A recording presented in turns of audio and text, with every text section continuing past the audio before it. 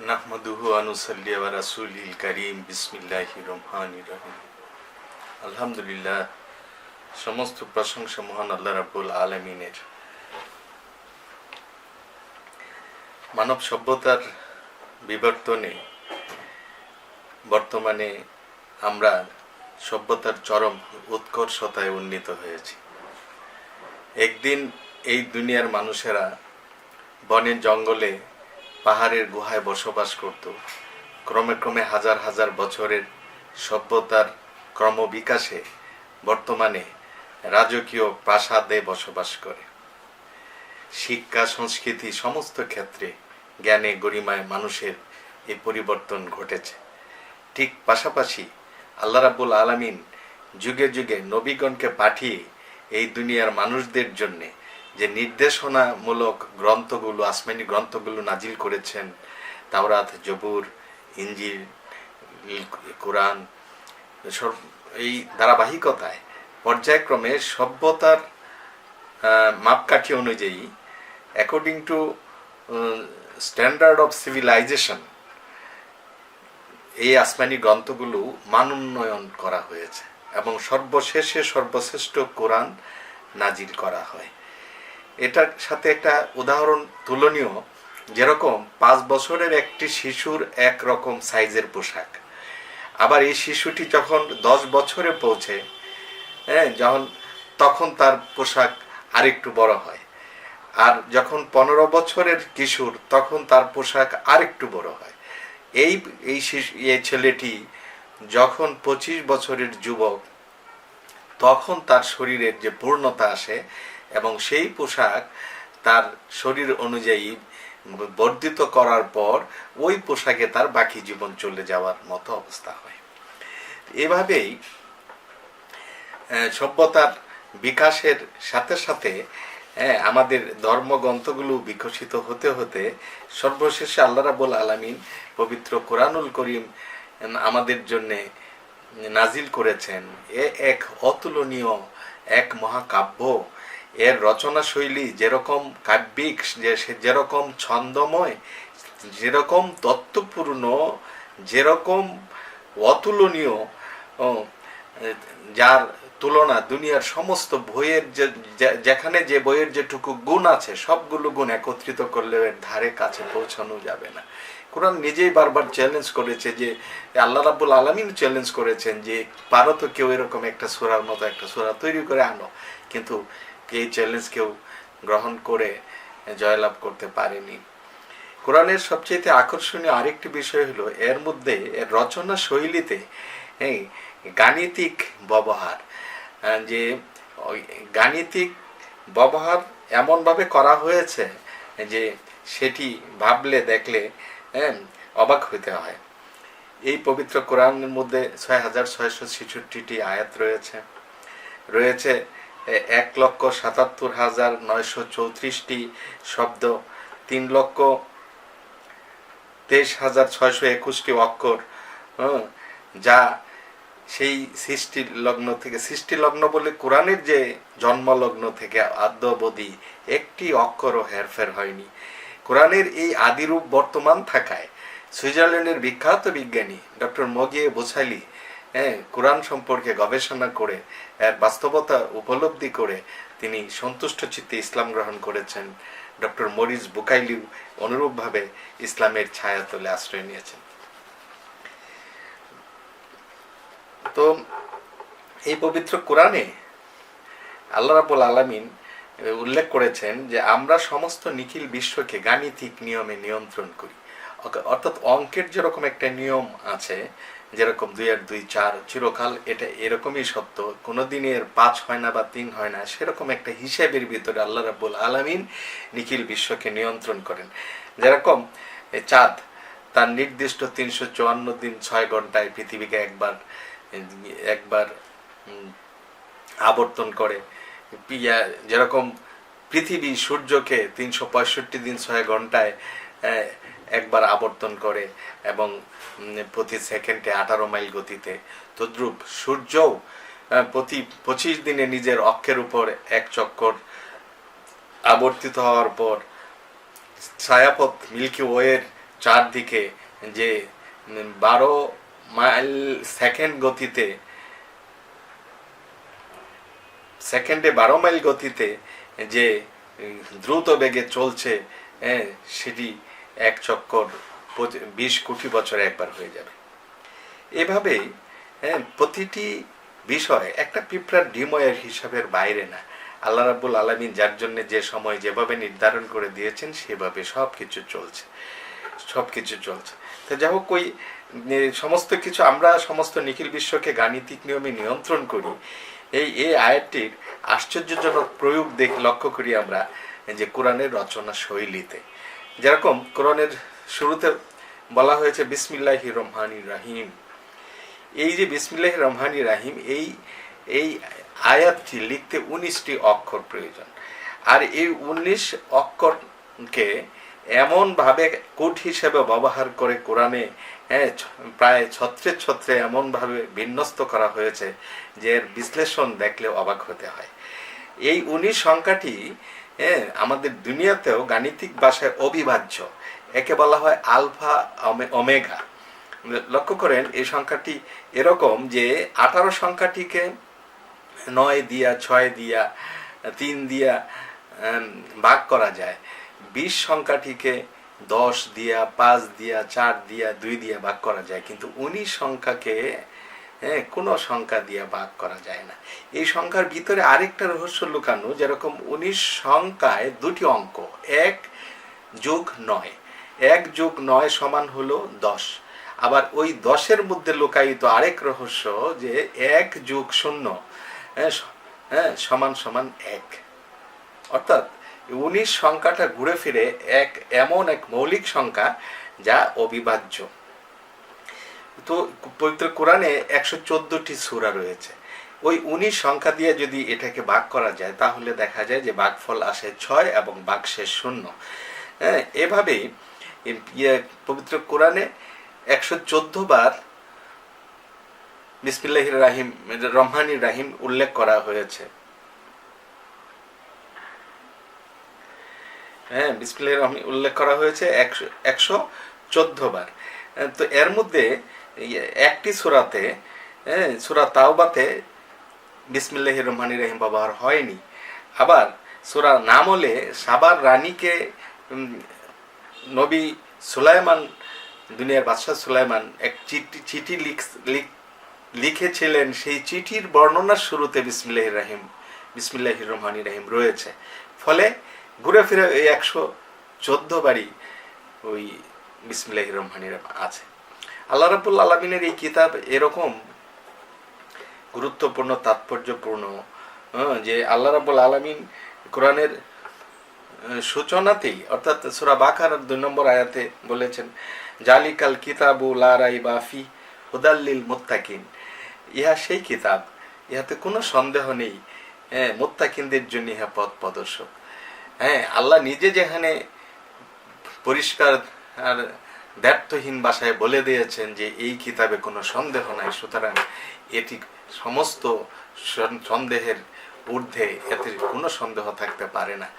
আমরা যারা দুনিয়াতে যারা বই পুস্তক রচনা করে থাকি, তারা আমরা সূচনাতে এরকম লিখে দিই যে ভুল ভ্রান্তি থাকা স্বাভাবিক, পরবর্তীতে সংশোধন করা হইবে। যেরকম আমি আমার নিজের রচিত কয়েকটি বইয়ের ভূমিকায় একথা লিখেছি যে ভুল ভ্রান্তি থাকাই স্বাভাবিক, বরং না থাকাটাই অস্বাভাবিক। বিসমিল্লাহির রহমানির রহিম লিখতে হলে 4টা শব্দ লাগবে, ইসম, আল্লাহ, রহমান, রাহিম। সারা কোরআনে এই ইসম শব্দটা এসেছে 19 বার। 19কে 19 দিয়ে ভাগ করলে ভাগফল এটাও মিলে গেল। আল্লাহ শব্দটি এসেছে 2698 বার, যা 19 দিয়ে ভাগ করলে ভাগফল দ্বারা 142, এটাও মিলে গেল। রহমান শব্দটি এসেছে 57 বার, 19 দিয়ে ভাগ করলে ভাগফল দাঁড়ায় 3। রাহিম শব্দটি 114 বার এসেছে, যার ভাগফল দাঁড়ায় 6, অর্থাৎ এখানেও মিলে গেল। এভাবে উল্লেখিত ভাগফলগুলোর যে সম্মিলিত যোগফল 1 যোগ 142 যোগ 3 যোগ 6 সমান 152, যা 19 দিয়ে বিভাজ্য, অর্থাৎ ভাগফল 8। পবিত্র কোরআনে প্রথম নাজিলকৃত সূরা আলাক কোরআন শরীফের ৯৬তম সূরা, যা শেষের দিক থেকে গণনা করলে এটি ১৯ নম্বর। হ্যাঁ, আর কোরআনের লেখার যে পদ্ধতি সেটি ডান দিক থেকেই, আমরা সাধারণ ভাষা বাম দিক থেকে লেখা শুরু করি, ডানে শেষ, আর কোরআন ডান দিক থেকে লিখে বামে শেষ। হ্যাঁ, তো এখানেও এই তাৎপর্য লক্ষণীয়। সূরা আল মুদাসসিরে ৩০ নম্বর আয়াতে আল্লাহ রাব্বুল আলামিন এই ১৯ সংখ্যাটি সম্পর্কে আরেকটি রহস্যজনক ঘোষণা রেখেছেন, যার অর্থ আমরা জানি না, যে ওর উপরেও রয়েছে ১৯ জন, ওর উপরেও রয়েছে ১৯ জন, এই কথাগুলো আছে। তো কোরআনুল করিমের ২৯টি সূরার শুরুতে ১৪টি অক্ষর ১৪টি সেটে এইভাবে ব্যবহার করা হয়েছে, যা ওই সূরায় যতবার ওই শব্দ এসেছে তার সংখ্যা, যত মোট সংখ্যা তা ১৯ দিয়ে ভাগ করলে মিলে গেছে। যে ১৪টি অক্ষরকে বিশেষ কোড হিসেবে ব্যবহার করা হয়েছে সেগুলো হলো আলিফ, হা, রা, সিন, সোয়াদ, তোয়া, আইন, কাফ, কাফ, লাম, মিম, নুন, হা, ইয়া। এই ১৪টি অক্ষর কখনো এককভাবে কখনো যৌথভাবে ব্যবহৃত হয়েছে। হ্যাঁ, যৌথভাবে যেরকম ব্যবহৃত হয়েছে যে আলিফ লাম মিম, আলিফ লাম রা, হা মিম, তোয়াসিন, ইয়াসিন, ইয়াসিন ইত্যাদি ইত্যাদি, আলিফ লাম মিম রা, এভাবে। হ্যাঁ, কোরআনের প্রথম অক্ষর কাফ দিয়ে ৪২ নম্বর সূরা আস-সূরা ও ৫০ নম্বর সূরা কাফ সূচিত হয়েছে। এই দুইটি সূরায় কাফ অক্ষরটি এসেছে ৫৭ বার এবং যোগ ৫৭ বার, ১১৪ বার।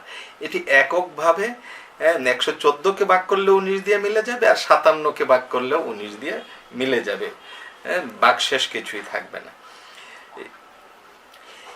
এখানে লক্ষণীয় এই যে দুটি সূরার সর্বমোট কাফের সংখ্যা এবং মোট সূরার সংখ্যা একই সংখ্যক, অর্থাৎ ১১৪। সূরা কাফে কওমে লুত বা লুতের সম্প্রদায় শব্দটি এসেছে ১২ বার, আর ১৩ বারে এই একই অর্থবোধক লুতের সম্প্রদায় বোঝাতে গিয়ে আল্লাহ রাব্বুল লিখেছেন ইকওয়ানে লুত।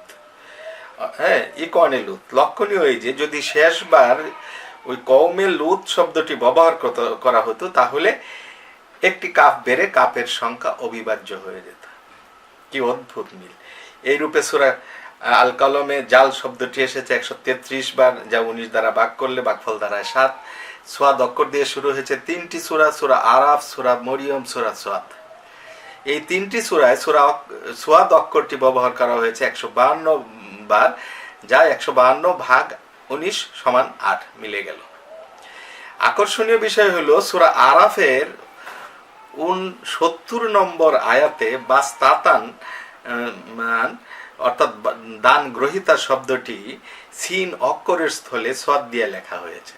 তো পবিত্র কোরআনই সাক্ষী, সূরা বাকারার ২৪৭ নম্বর আয়াতে সিন দিয়ে বাস্তাতান লেখা হয়েছে। সূরা আরাফের আয়াতটি লিখবার সময় যারা কোরআন লিখতেছিলেন, নবী বলে যাচ্ছিলেন, তারা জানতে চাইলেন যে হুজুর এই প্রচলিত নিয়মের বাইরে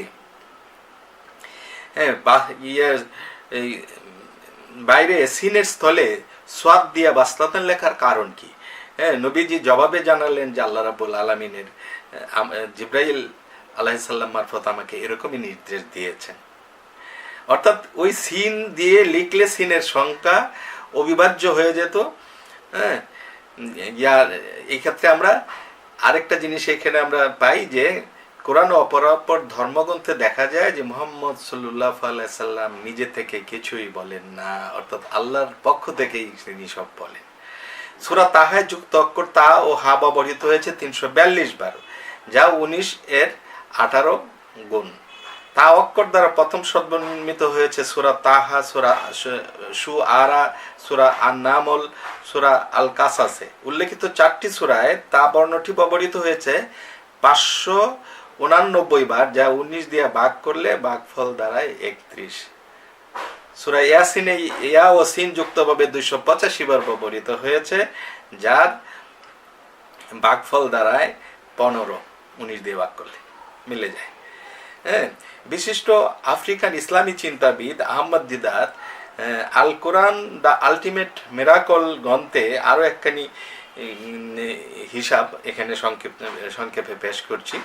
সূরা বাকারা, আল ইমরান, আরাফ, রাদ, আনকাবুত, রুম, লুকমান, সাজদার আদ্যাক্ষর প্রথম অক্ষর শুরুর অক্ষর আলিফ লাম মিমের সংখ্যা যথাক্রমে 12,312, 8,493, 5,871, যোগফল 26,676, যা 19 দ্বারা বিভাজ্য, অর্থাৎ ভাগফল 1404। পৃথক পৃথকভাবে প্রতিটি সূরায় ব্যবহৃত আলিফ লাম মিম এর সংখ্যাসমূহ 19 দ্বারা বিভাজ্য।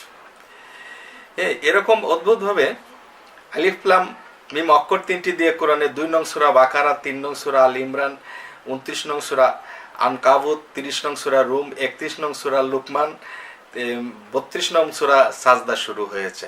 এই সূরা 6টিতে আলিফ লাম মিম অক্ষর ব্যবহৃত হয়েছে 19,874 বার, যা ভাগ করলে 19 দিয়ে 1076 ফলাফল দাঁড়ায়। তাহলে লক্ষ্য করুন বন্ধুরা, অবাক না হওয়ার কোনো উপায় আছে? পবিত্র কোরআনের 42তম সূরায় আইন সিন কাফ অক্ষর 3টি ব্যবহৃত হয়েছে 209 বার, যা 19-এর 11 গুণ। 10 ও 11 নম্বর সূরায় আলিফ লাম রা অক্ষর 3টি মোট ব্যবহৃত হয়েছে 2,489 বার, যা 19 দিয়ে ভাগ করলে ভাগফল দাঁড়ায় 131। 12, 14, 15 নম্বর সূরায় আলিফ লাম মিম রা ব্যবহৃত হয়েছে 1,482 বার, 100 এটি ভাগ করলে ভাগফল দাঁড়ায় 78। 7 নম্বর সূরায় আলিফ লাম মিম সুয়াদ ব্যবহৃত হয়েছে 5,320 বার, যা 19 দিয়ে ভাগ করলে ভাগফল দাঁড়ায় 280। কোরআনের শুরুতে ব্যবহৃত 3টি অক্ষর আলিফ লাম মিম কোরআনে ব্যবহৃত হয়েছে যথাক্রমে আলিফ 4,436 বার, লাম 6,493 বার, মিম 8,945 বার, যার মোট সংখ্যা 19,874, যাকে 19 দিয়ে ভাগ করলে ভাগফল দাঁড়ায় 1,046, ভাগফল 0। এই বিষয়গুলো পর্যালোচনা এবং একটু ঘাটাঘাটি করতে করতে বা আমার একটু লেখায় ব্যবহার করতে বা লেখার জন্য তথ্য অনুসন্ধান করতে গিয়ে আমার প্রশ্ন জাগে যে আমাদের নবীজির জন্ম সাল সম্পর্কে কারো কারো ভিন্ন মত দেখা যায়, যে কেউ কেউ মনে করেন 571 আর সর্বসম্মত মত হচ্ছে 570 খ্রিস্টাব্দে। তো কোনটি সঠিক, 19 দিয়ে এর কোনো সুরাহা করা যায় কিনা? আমি প্রথম 19 সংখ্যা দিয়ে 571কে ভাগ করলাম, কিন্তু মিলল না। এরপর 570কে যখন ভাগ করলাম, ভাগফল দাঁড়ালো 30 ভাগশেষ 0। এই আবিষ্কারে আমি অবাক হয়ে গেলাম যে ভাগফল 30, কেননা নবীজিকে বলা হয়েছে মূর্তিমান কোরআন বা কোরআনের জীবন্ত রূপ, আর সেই কোরআন বিন্যস্ত করা হয়েছে 30 পারা বা খণ্ডে, আর 570-এর 19-এর ভাগফল 30। তো এই আবিষ্কার আমাকে আরো উৎসাহিত করলো যে দেখি ওনার আয়ুষ্কালে প্রতিটি দিন ক্ষণ ঘন্টা 19-এর সাথে হিসেবে মিলে কিনা। উনি বেঁচে ছিলেন 63 বছর হিজরি সাল অনুযায়ী আর 62 বছর ইংরেজি সাল বা খ্রিস্টীয় সাল অনুযায়ী। তা আমি 354 দিন যে হিজরি সাল, 354 দিন 6 ঘন্টায়, তা থেকেই পর্যালোচনা বা বিশ্লেষণ শুরু করি।